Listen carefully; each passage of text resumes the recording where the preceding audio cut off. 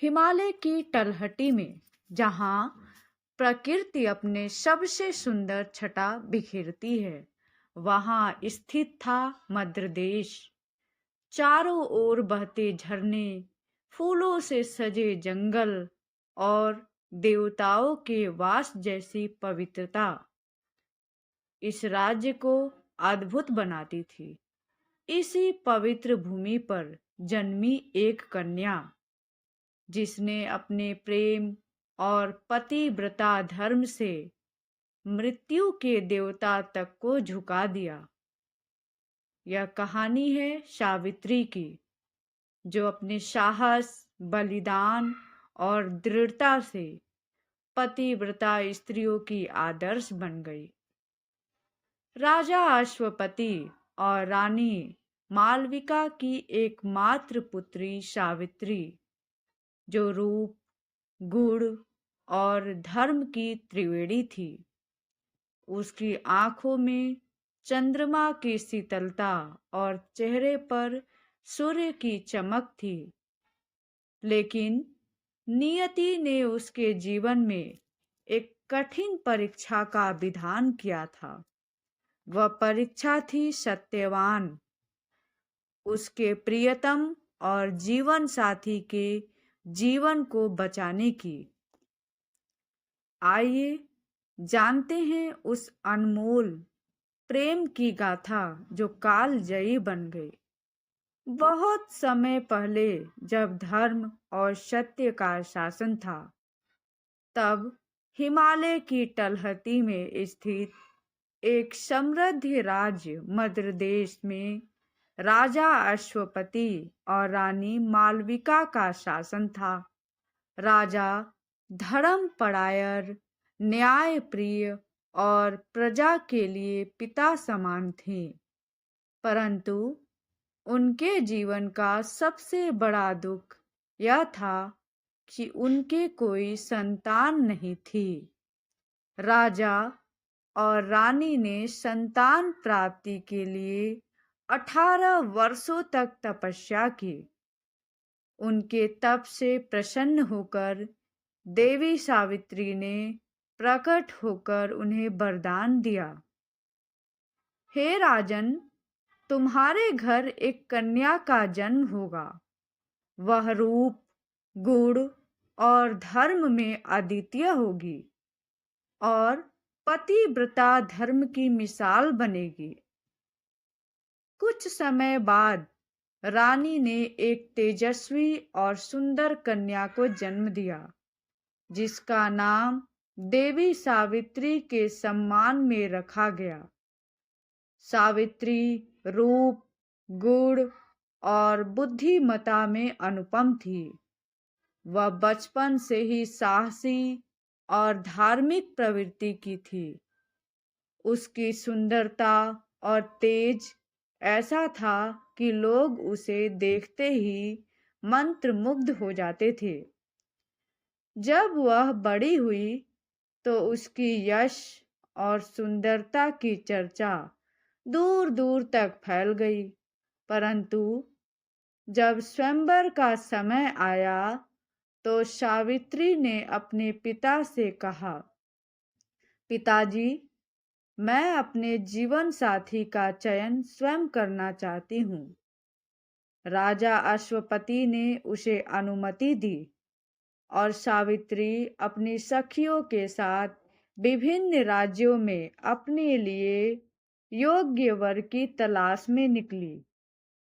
यात्रा के दौरान सावित्री ने एक वन में एक तेजस्वी और साधारण वेशभूषा वाले युवक को लकड़ी काटते देखा।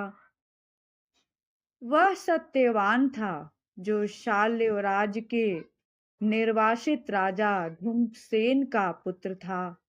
सत्यवान अपने धर्म और सच्चाई के लिए प्रसिद्ध था। सावित्री ने उसे देखकर मन ही मन निर्णय लिया कि यही उसका जीवन साथी होगा।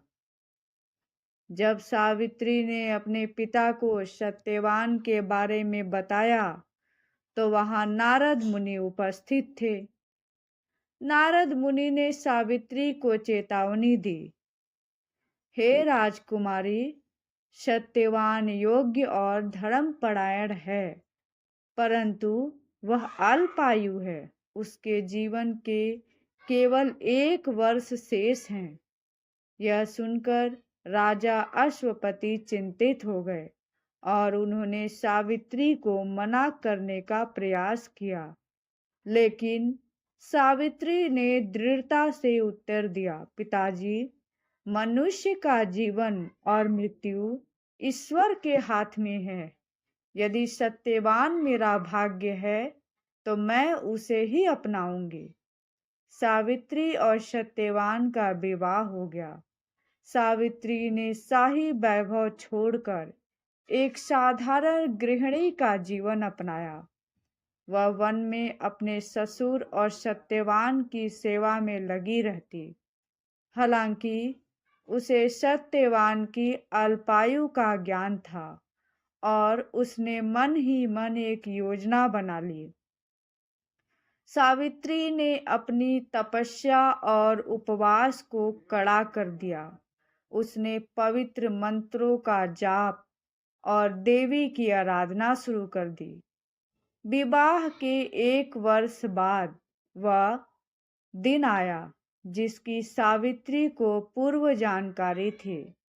सत्यवान लकड़ी काटने के लिए जंगल गया और सावित्री भी उसके साथ गई। जंगल में सत्यवान के सिर में अचानक भयंकर दर्द हुआ और वह सावित्री की गोद में गिर गया। उसी समय यमराज वहां प्रकट हुए और सत्यवान की आत्मा को ले जाने लगे। सावित्री ने यमराज का पीछा किया और उसके पीछे पीछे चलने लगी। यमराज ने कहा, हे सावित्री, तुम अपने पति की आत्मा को नहीं बचा सकती। धर्म के अनुसार सत्यवान की मृत्यु निश्चित थी, परंतु सावित्री पीछे हटने को तैयार नहीं थी। उसने यमराज से कहा, हे यमराज, एक पत्नी का धर्म अपने पति के साथ हर परिस्थिति में खड़ा रहना है। मुझे रोकने का प्रयास न करे। यमराज सावित्री के ज्ञान, वाक्य पटुता और धर्म परायणता से प्रभावित हुए और उसे वरदान मांगने को कहा। सावित्री ने 3 वरदान मांगे। पहला, उसके ससुर धूम्रसेन को उसकी दृष्टि और राज्य वापस मिले। दूसरा, उसके माता पिता को सौभाग्य और पुत्रों का आशीर्वाद मिले। तीसरा, सत्यवान को दीर्घायु और जीवन वापस मिले।